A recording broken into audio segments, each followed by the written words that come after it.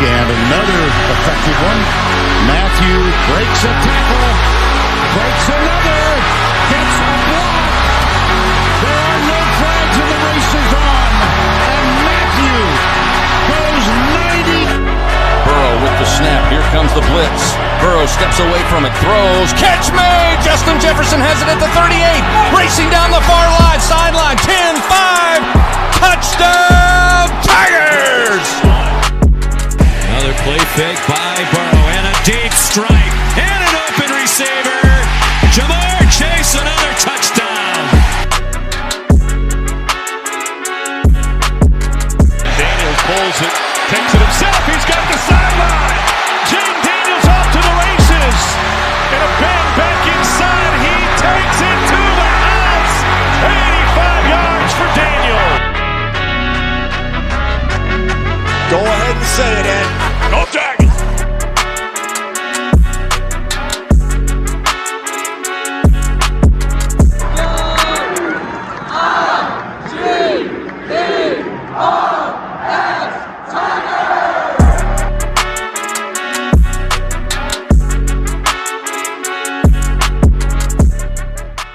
Ladies and gentlemen, welcome into another edition of the Geauxld Standard Podcast. I'm your host, Joe. Look, like, share, make sure you hit that notification button. If you're an LSU fan, this is going to be your number one outlet for news, updates, and unsolicited comments from your boy. And if you're a Tiger fan, this is a channel that you're going to love. We appreciate you listening. I'm glad that you can be here. Today is Sunday. This is going to be more of a laid-back episode. There's not a whole lot of football news to talk about. So we're going to talk a little bit about LSU Baseball, LSU Women's Basketball. There's still some LSU NIL news that we'll discuss and address. And then we're going to finish off the episode really fun. I'm going to give you my top 10 potential impact players from this season. I'm going to go from 10 to 1 and rank who I think will be the top 10 most valuable Tigers in this upcoming football season. So again, before we get started, make sure you like, make sure you smash the like button. Make sure you subscribe to the channel. There's no obligations there. Make sure you turn on your notifications. There are no obligations to do any of those, guys. And it just shows me love. It helps me get this podcast to a better place, get this channel to a better place, and just helps your boy out. So if you could, I would greatly appreciate it. But thank you for your time. Thank you for your efforts. Thank you for everything. This channel continues to grow, and it's all due to you. So let's get started here on a gracious Sunday. So women's basketball, the Lady Tigers did play today, and they played against the Alabama Crimson Tide. The Tigers did win 103-63. Jada Richard had 16 points. Michaela Williams had 15 points, and freshman Zakiya Johnson had 15 points as well. LSU led 47-29 at halftime, and then they asserted dominance and outscored Alabama in the second half 54-34. LSU now has a record of 21-2, and the Tigers shot 56% from the field in today's game. The Tigers get to avenge one of their losses on the 5th against Texas.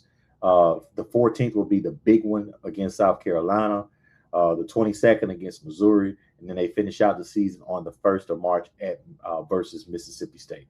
So that's where your Lady Tigers sit. Look, I think this team is one of Kim Mulkey's deepest teams since I've been watching. I've been watching every game, and keeping up with them since she's been here. I really like that first year's team. Probably just one of her grittiest and possibly best. We all know about the 23 season with Angel Reese and all the drama there with Caitlin Clark in the championship game. But I think this year's team, there's some good and some bad. I don't necessarily think that there are just some dogs that this team has on the women's side. I think they're all very good. They do well. They do mesh well together. They gel well together. You can see they spend a lot of time with each other. They have a lot of fun. I'm always seeing TikTok videos and everything recording of them out there. So they do have a lot of fun together. You can tell they gel well, and especially with a lot of the freshmen playing big roles on this team, like Zakiya Johnson, Grace Knox, Bella Hines. You know, it's good to see those girls ingratiate themselves. It's good to see Michaela Flage, those girls kind of ingratiate everything and make it work. So the Tigers have the potential of winning it all for sure, absolutely. I think at the minimum, this should be another Elite 8 team for Kim Mulkey and her Tigers. It's going to be interesting to see them rematch against Texas. It's going to be interesting to see them versus South Carolina. South Carolina isn't normally what they are, but it's still going to be interesting to see. It's all going to come down to, I think, in the tournament, can they play good defense? Can they have a presence in the post? And can they hit the shots when it matters? I think there was a lot of humbug and fuss with the schedule early on in the season. And how does that type of schedule prep your girls and your team for those big-time close games? Because we know in the SEC, they blew out Alabama today. But a lot of the games are not going to be those blowout type of games where the girls can kind of coast. And there's going to be a lot of situations that they need to figure out in close moments. Who gets the ball, who gets the play run for them and all that kind of stuff. And a lot of it gets determined and a lot of that gets decided in the moment. So a lot of it they have to figure out on the fly. And I think some of those bigger, better games like the Texases and South Carolinas is going to prep you for your tournament time, March, Final Four, Elite 8 type of things. But obviously, this team has a lot of depth. Kim can go 8 or 9. She doesn't like to do it a lot of times, but she can go 8 or 9, and I think 8 or 9 and feel confident in what she has on the floor. So the Lady Tigers finishing up the season in the next couple of weeks. A lot of excitement, a lot of intrigue about where they can go. Again, I think this can be a championship team. I think it's possibly Kim Mulkey's most well-constructed team since she's been in Baton Rouge. And then look, it's almost baseball time.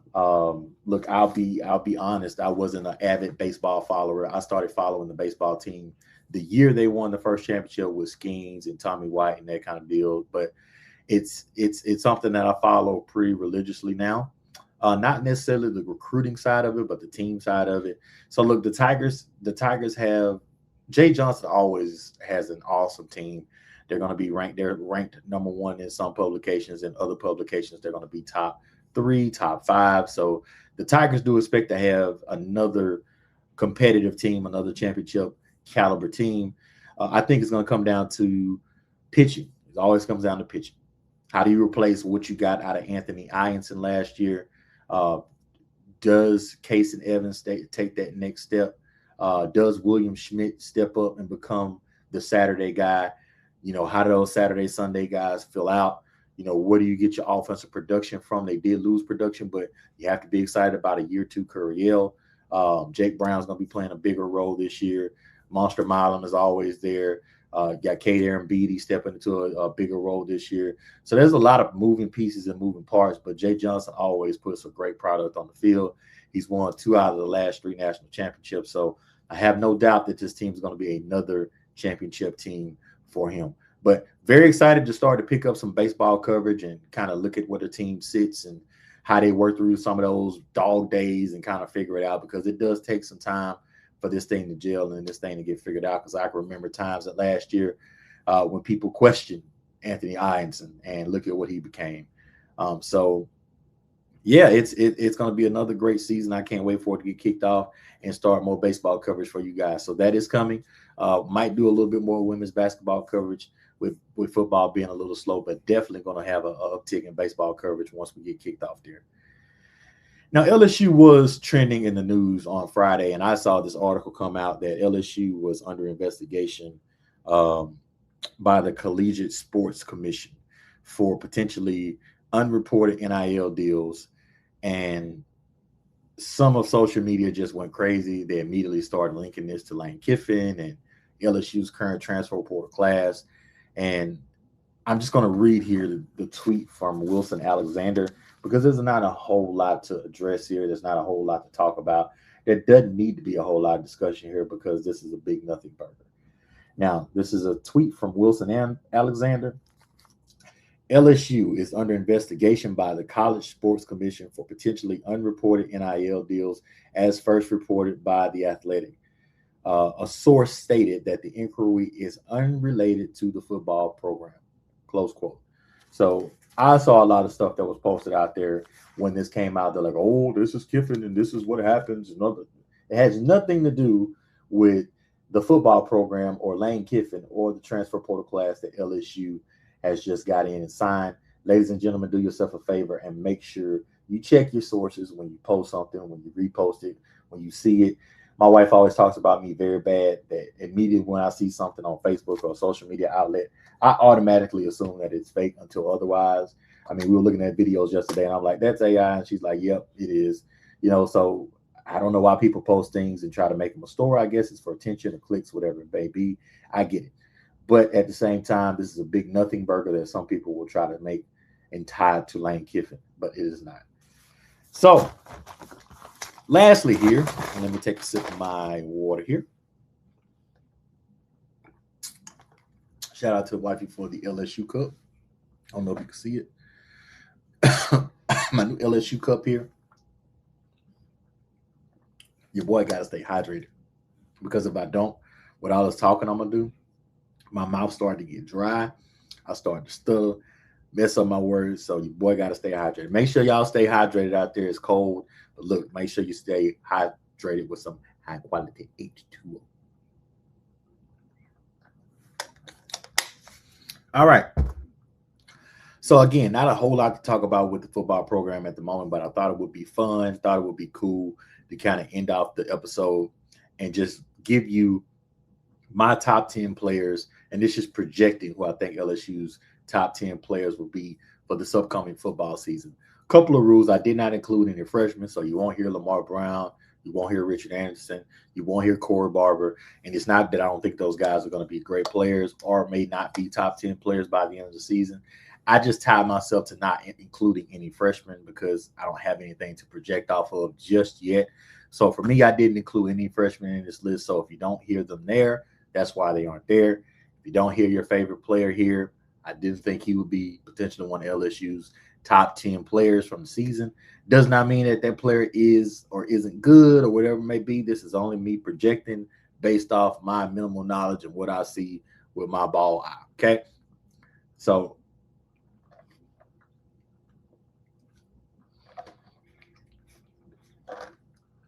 let's get into it.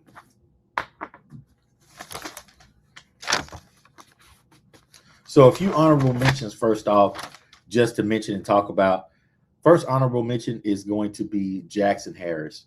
And I've talked about this guy on the pod before. I was talking to my dad about him the other day. I think he's kind of underrated as far as the names we see thrown out there for the new transfer portal guys. A lot of talk about J.C. Brown, about Trey Wilson, about Winnie Watkins and those guys. But I think Jackson Harris is going to be, and I projected him to be a starter in my last podcast. I think he's going to be a big body receiver down on the side of one side of the field. He's a big play guy.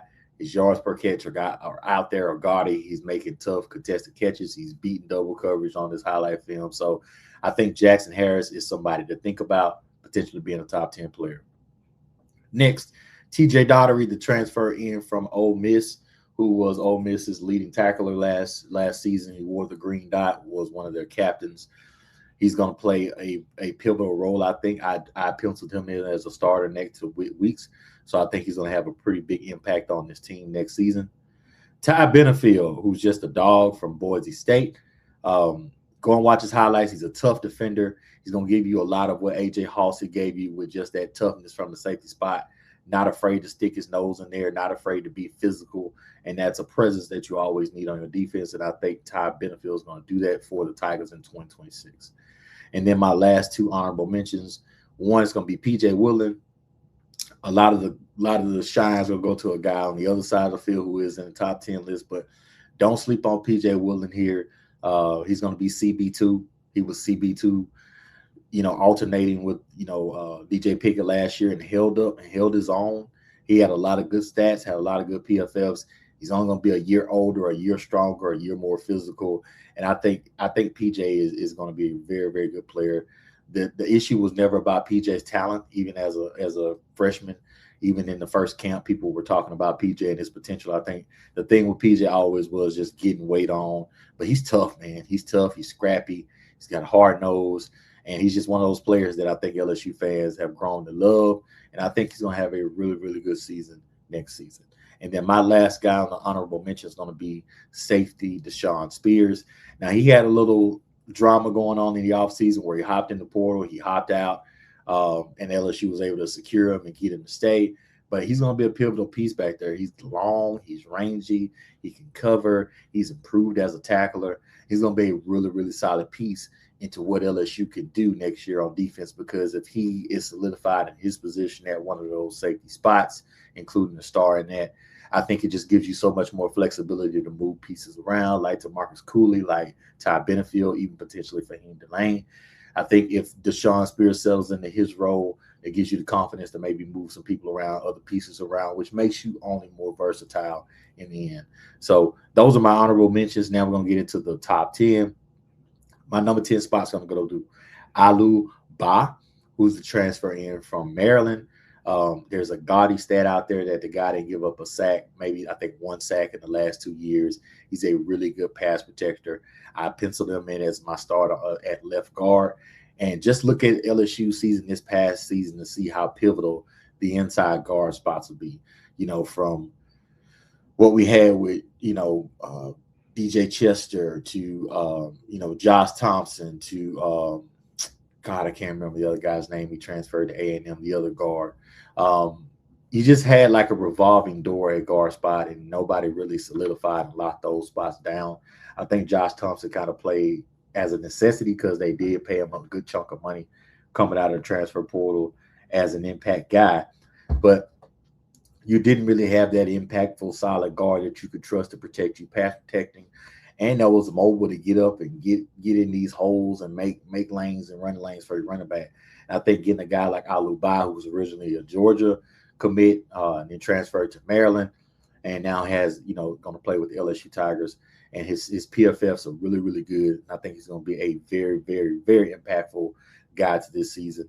Lane Kiffin likes to run the ball, unbeknownst to many who think he's just passing.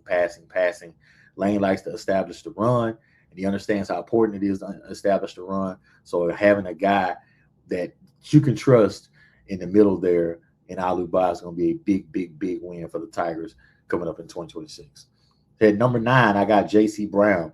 LSU lost all of his impactful wide receivers from last season. So I think at least a couple of guys should be potential impact guys. But as far as who's going to be the best impact guy, I'm going to go with J.C. Brown. I already mentioned Jackson Harris in my honorable mentions. I'm projecting Trey Wilson to be the other starter.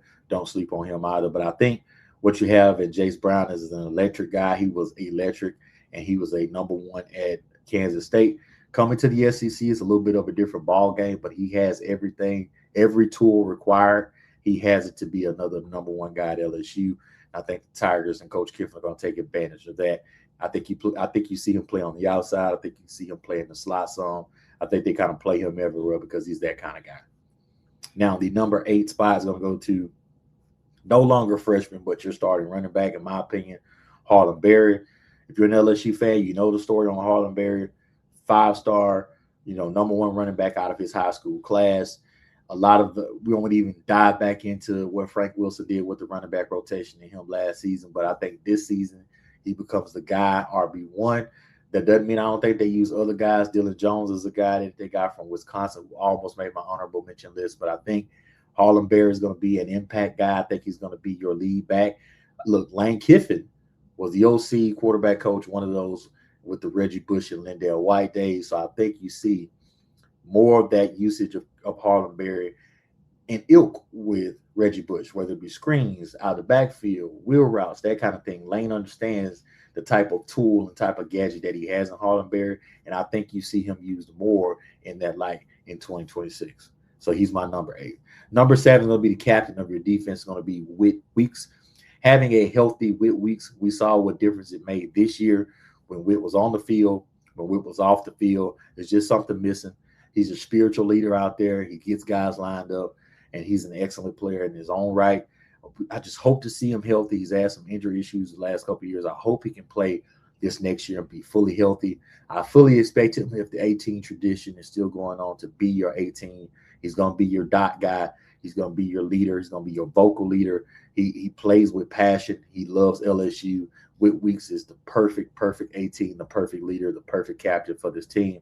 And I think he's going to be a very, very, if healthy, impactful player to the Tiger season next season. Number 6 is going to be a sleeper for some. Center Braylon Moore. Look, again, with the offensive line, we saw how pivotal that Braylon Moore was after he got injured. And we went back to DJ Chester. I mean, there's a clear difference and distinct difference in what you got in the Clemson game when Braylon Moore was healthy. I think he tweaked something in the next game against Tech. It was never quite really right. He's another one that I hope, going into this season that we get to see fully healthy.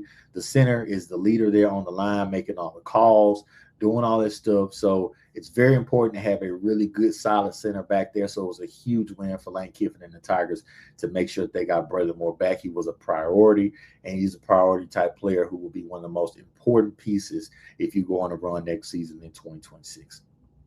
Top 5. You could probably put these guys in any order. I just did them based on kind of the position they play, production, all that kind of deal. So here's your top 5. Number 5 is going to be the freak, the animal, Tre'Davious Green.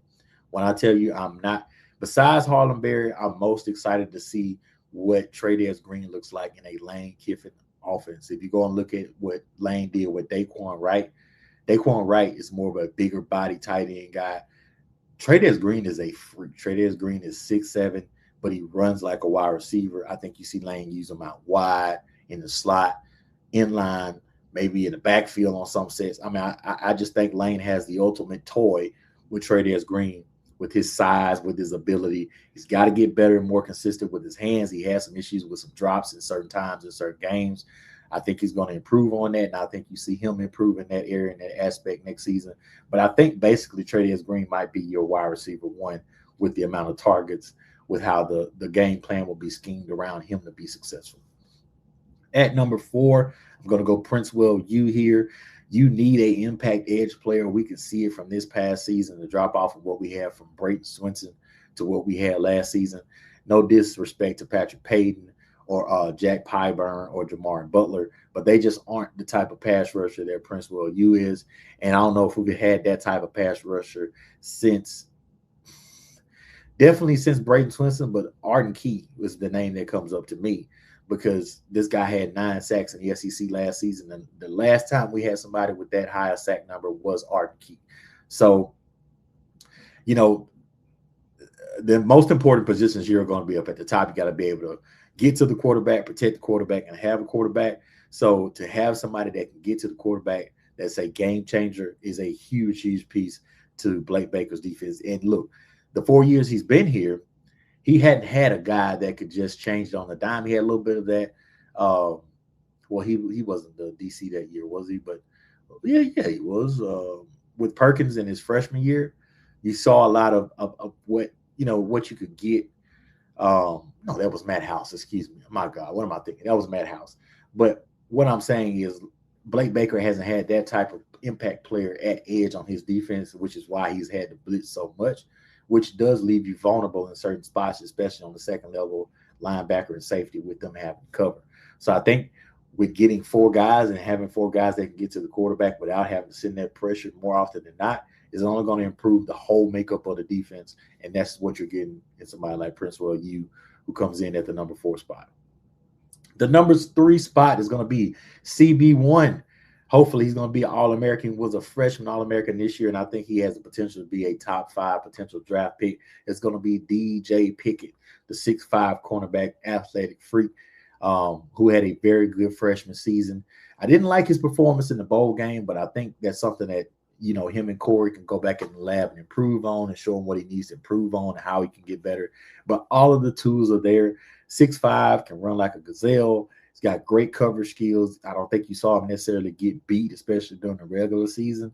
Like I said, he had some spots in the bowl game, but his ability to hold up and how he held up in the SEC, I was very impressed. And I think he's going to take that next step, and LSU needs him to take that next step to become the next lockdown DBU corner at LSU. DJ Pickett is my number 3 guy out of my top 10. All right, I think you can pick out who the top 2 are at this point. You may have the order flipped, but I think we all may be in agreement with who these top 2 are. At number 2, I'm going to go Sam Levitt. Again, I think quarterback is the most important position on the field, but I'm going to tell you why I got another guy rated number 1. Going into Portland and getting the quarterback, we all talked about it and bloviated over it for, the last 30 days, how big of a win it was to go and get Sam Levitt, to get a quarterback, to get somebody that you could trust. Look, LSU didn't have a scholarship quarterback returning by the time they got Sam Levitt. So not only was it a necessity to go to get the best, but you just didn't have one at all. And you got a guy who's got the potential to be a top first-round draft pick in the top half of the draft if he has a very good season and he stays healthy. So getting that guy is a big-time win, and I think Sam Levitt, if healthy, is going to have a huge, huge impact for the Tigers next season.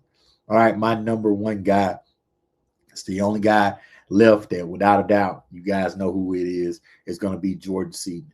Having a stalwart left tackle makes you be able to do so much on offense because you can trust what you have on the backside, especially bringing in a guy who has an injury concern like Sam Levitt.